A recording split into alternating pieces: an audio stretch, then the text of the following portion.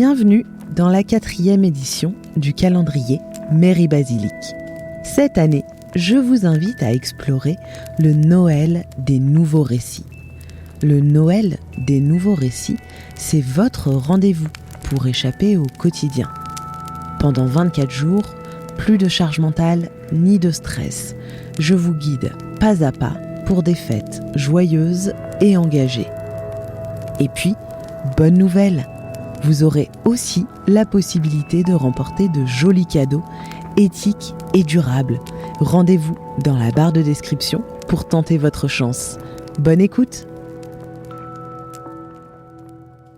Cette année, je n'ai pas envie de retrouver au pied du sapin un énième objet dont je n'aurais pas l'usage et je n'ai pas non plus envie d'encombrer mes proches avec des cadeaux impersonnels ou non désirés. Cette année, j'ai envie d'autre chose. J'ai envie de cadeaux qui ont du sens et de l'impact. Toi aussi, ça te parle ?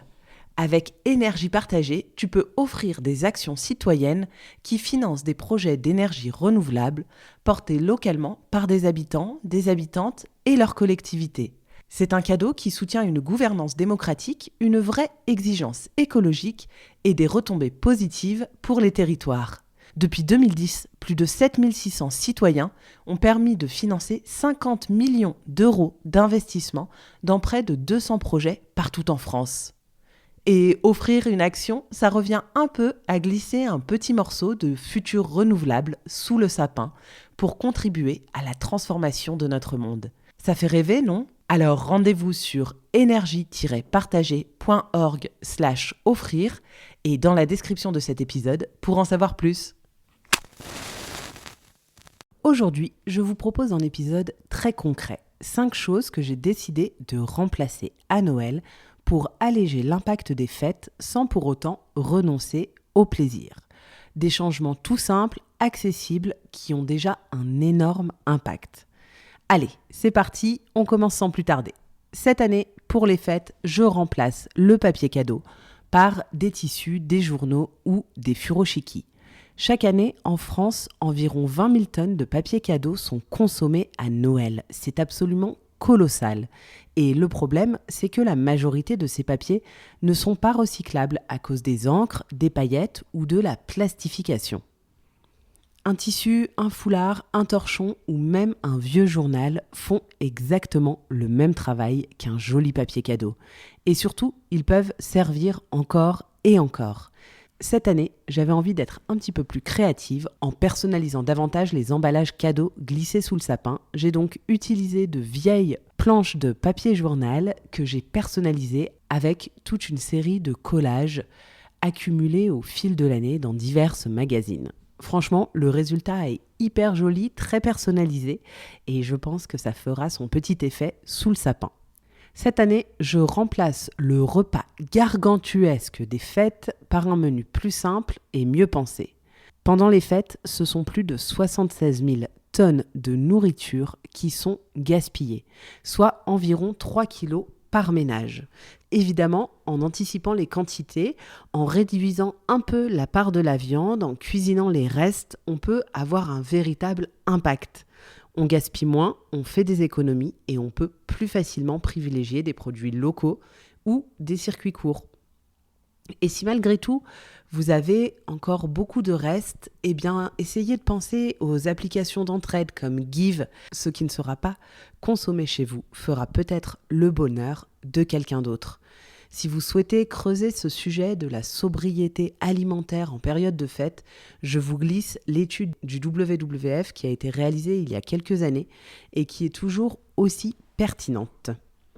Cette année, je remplace le foie gras par une alternative végétale.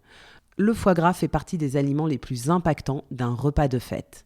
Le WWF et l'ADEME rappellent que l'alimentation est le 3e poste d'impact carbone des fêtes, juste après les cadeaux et les déplacements. En testant un foie gras végétal, vous gardez le côté festif tout en réduisant considérablement l'empreinte environnementale de votre dîner.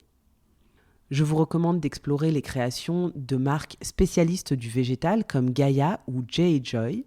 Et cette année, La bonne nouvelle, c'est que Picard nous propose aussi une alternative végétale avec un foie gras réalisé à partir de noix de cajou et de champignons. Il me tarde de le tester.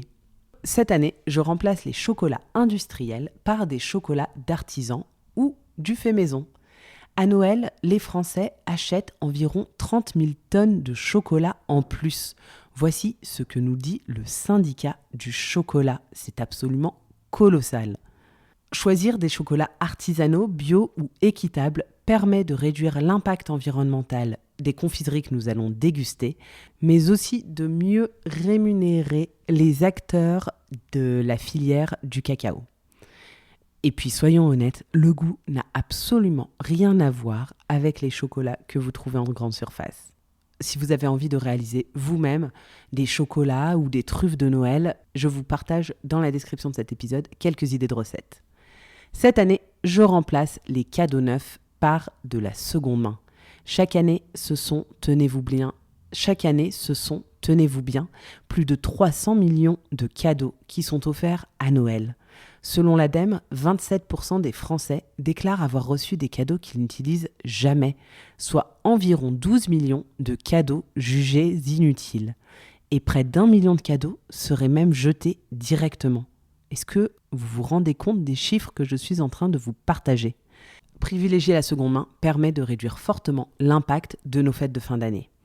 Offrir d'occasion, aujourd'hui ce n'est plus marginal, nous en avons déjà parlé dans un des précédents épisodes du Noël des nouveaux récits.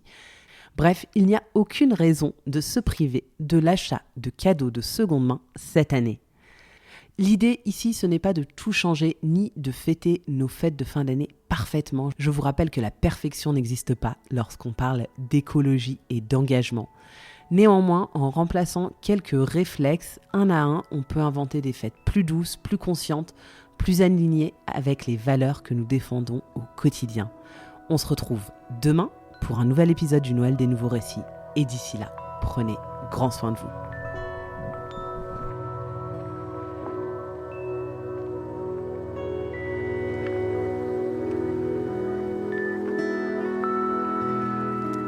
J'espère que cet épisode vous a plu.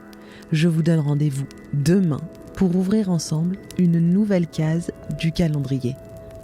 Et bien évidemment, si ça n'est pas encore fait, c'est le moment de tenter votre chance pour remporter l'un des 24 cadeaux que j'ai sélectionnés pour vous. Bonne écoute et à demain!